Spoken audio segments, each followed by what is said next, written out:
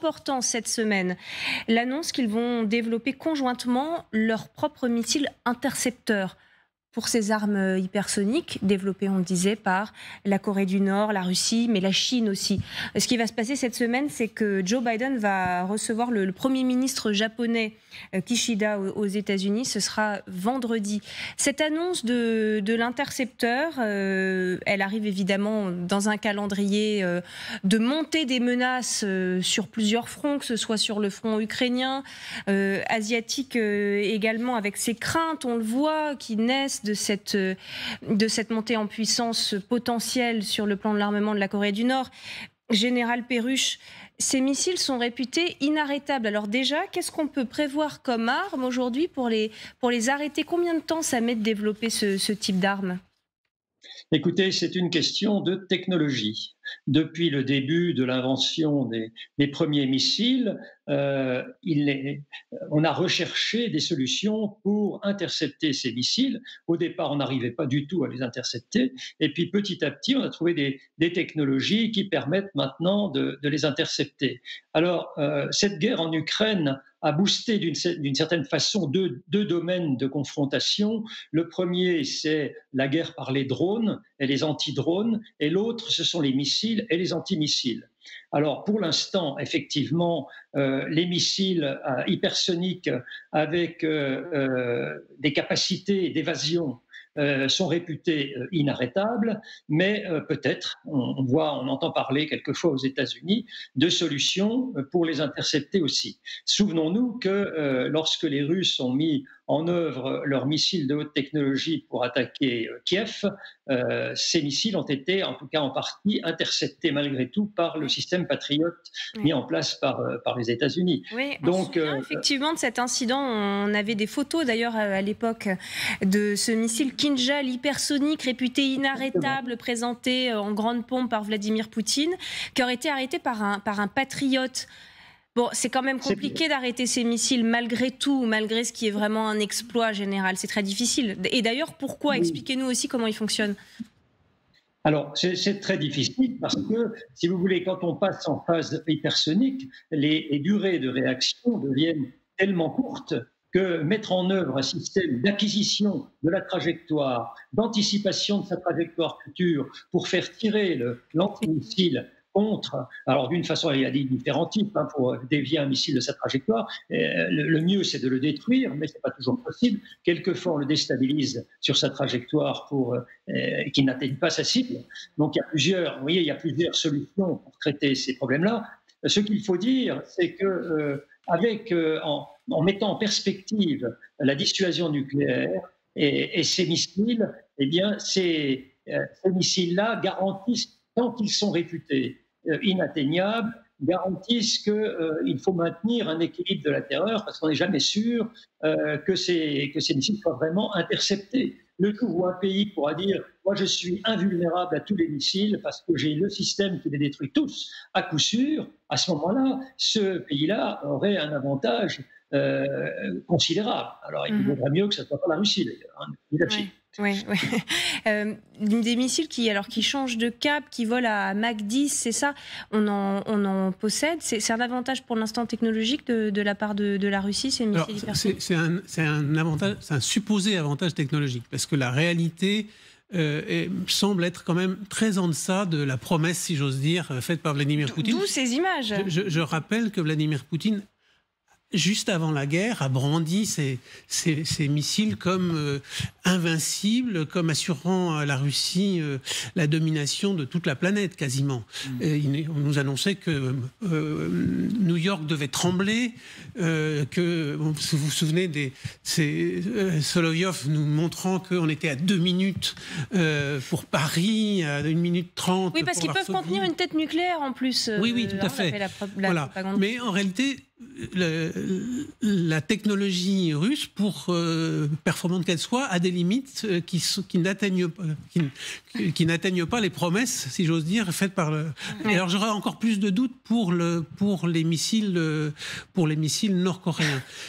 En revanche, je pense que l'annonce qu'on nous promet américano-japonaise, elle a précisément pour but si tant est qu'on puisse développer des contre-missiles rapidement, mais elle a précisément pour but de viser, en particulier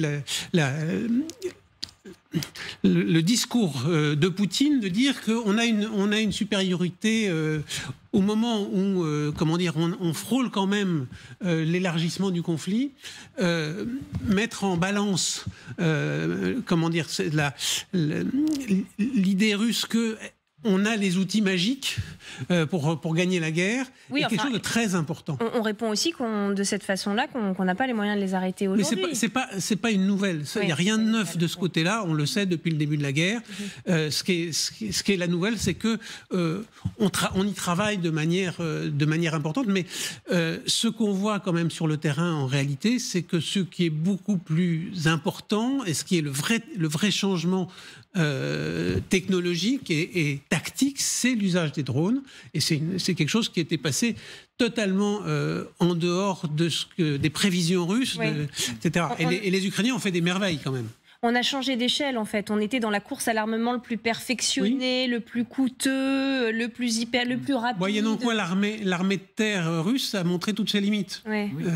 Mais c'est pas la première Wunderwaffe arme miracle russe. Moi, je me rappelle encore à Severodonetsk qu'on nous parlait du Terminator, le fameux char de combat où il n'y avait pas de pilote et qui était censé progresser dans la ville. Finalement, ça fait un flop. Le T-14 Armata, on en parle, il n'existe pas.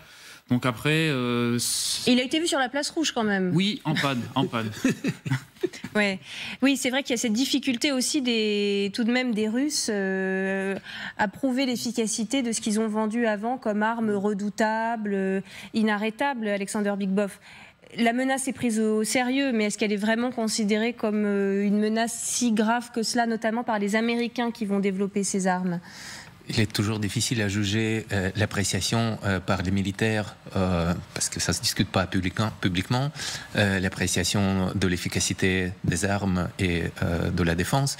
Mais ce qu'il faut prendre en considération, c'est que c'est assez rare que les nouvelles technologies, les technologies, ce qu'on appelle on the edge en anglais, les technologies d'avant-garde militaire, de pointe, sont fournies sur le front ukrainien. Assez souvent, ce sont plutôt des armements des générations précédentes qui sont rééquipés.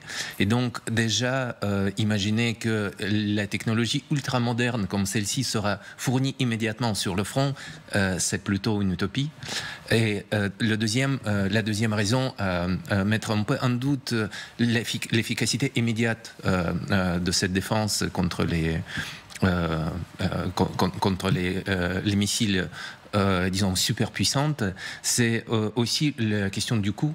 Parce qu'avec la guerre, on apprend qu'abattre une missile ou abattre un drone coûte plus cher et assez souvent beaucoup plus cher que lancer une missile ou un drone.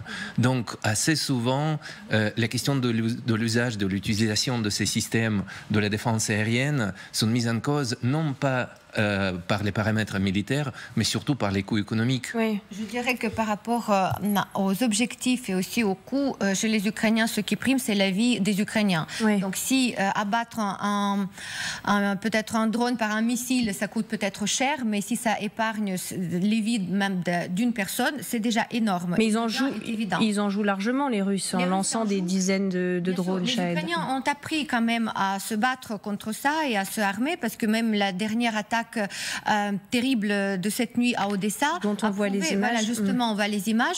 On voit que tous les missiles et tous les drones ont été interceptés. Et ce qui a provoqué les dégâts, c'est les débris qui sont tombés sur la ville. Parce que n'oublions pas que même un missile qui explose en vol, il y a les débris qui tombent et qui peuvent provoquer et les morts et aussi les dégâts. Mais par contre, les missiles balistiques, c'est un enjeu intéressant, mais c'est vrai qu'aujourd'hui, et les Ukrainiens et aussi les partenaires se tournent surtout vers le travail sur les drones, toutes sortes de drones, parce qu'aujourd'hui, les essaims de drones, par exemple, les quantités de drones, ils peuvent saturer n'importe quel système aérien. Si, imaginons 1 millier, 2 000, 10 000 drones qui arrivent pour bombarder une ville. Il n'y a absolument aucun système antiaérien qui peut combattre une telle quantité de drones. Donc aujourd'hui, ça va plutôt vers ce sens-là.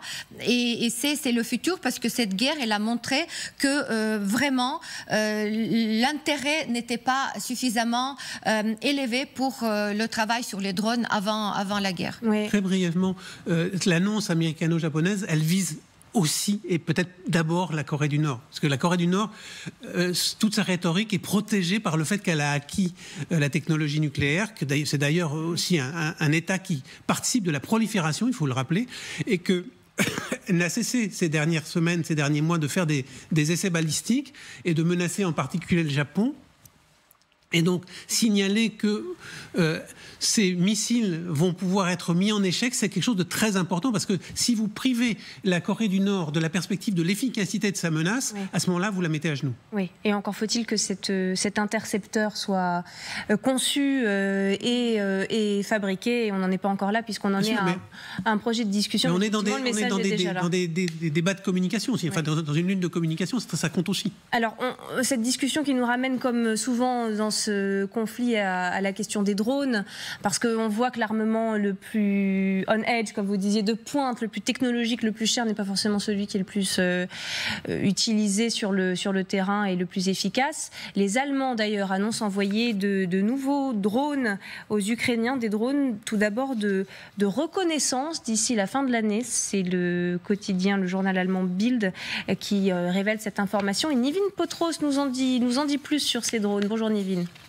Exactement, et ce nouveau drone, le voici, il s'appelle Luna NG pour Next Generation. Alors attention, ce n'est pas un drone de combat, mais bien un drone de reconnaissance qui est également capable de fournir une connexion 4G.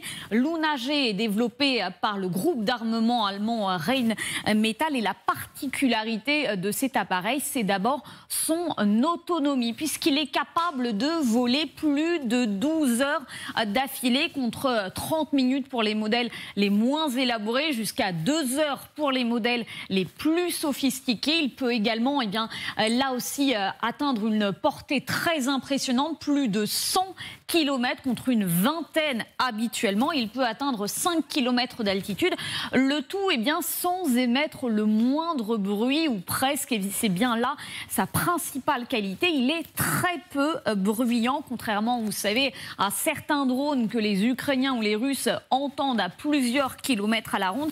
Celui-ci, le Luna NG, il est silencieux, il peut planer sans utiliser la puissance de son moteur. Le voici à l'œuvre lors d'une vidéo de test. Il dispose d'une très faible signature thermique et radar. Il est idéal pour intercepter évidemment les conversations ennemis, les brouiller également. D'après le magazine Bild, il peut également transporter une charge explosive de 30 kg, même si pour l'instant son but c'est vraiment la reconnaissance. Il ne va pas être utilisé dans un premier temps comme drone de combat. Puis il a d'autres avantages, s'il fallait encore en nommer. Il peut évidemment voler de jour comme de nuit, peu importe les conditions météorologiques. Il est très simple à utiliser, très facile à transporter. Il va donc représenter évidemment une arme redoutable pour les Ukrainiens, qui vont quand même devoir s'armer de patience, puisqu'ils devraient arriver sur le terrain d'ici la fin de l'année. Et pour l'heure, on ne sait pas non plus combien Berlin compte envoyer de ces nouveaux drones à l'Ukraine. Voilà, beaucoup d'incertitudes encore. Général Perruche, des drones de reconnaissance, mais qui pourraient être finalement équipés d'explosifs à un moment. C'est la politique des petits pas pour l'Allemagne ? Oui, on a vu dans le passé qu'il y avait un débat assez vif en Allemagne sur l'opportunité ou non d'utiliser des drones armés. Je pense que après ce que nous avons vu de la guerre en Ukraine, ce débat, l'utilisation de drones armés aussi par la Bundeswehr dans le futur, et le fait que ce nouveau drone Luna ait la possibilité de devenir un drone armé comme les prédécesseurs américains, Predator, Rapier, etc. Et c'est l'indication que quelqu'un peut les transformer en drones de combat quand il le souhaitera. Oui. Alors après, pour dire un mot sur le développement des drones et des systèmes donc anti-drones que nous avons mentionnés plusieurs fois, il y a les paramètres qui guident les développements de ces systèmes d'armes, ce sont naturellement la durée de vol, la capacité de tenir en l'air pour une durée de plus en plus longue, c'est la précision des informations communiquées, et puis c'est la performance alors des armes ou des engins ou des moyens d'acquisition de cibles et d'objectifs, et c'est autour de ces trois paramètres-là que s'organise la compétition entre les différents pays dans le domaine des drones. Ouais. On imagine que, comme pour les missiles longue portée, les Allemands ne souhaiteraient pas voir leurs drones utilisés pour aller frapper Moscou, général. Ça, oui, vraisemblablement, même plus que vraisemblablement, mais on n'en est pas là. Hein. Vous voyez, c'est un système tout nouveau qui n'est pas prévu pour l'instant pour être un drone de combat, donc pour être armé. Après, si les Ukrainiens prenaient de même l'initiative d'arranger quelque chose pour permettre à ce drone-là de devenir un drone de combat, je pense qu'ils auraient tort de le faire sans en parler aux Allemands, si vous voulez. Oui.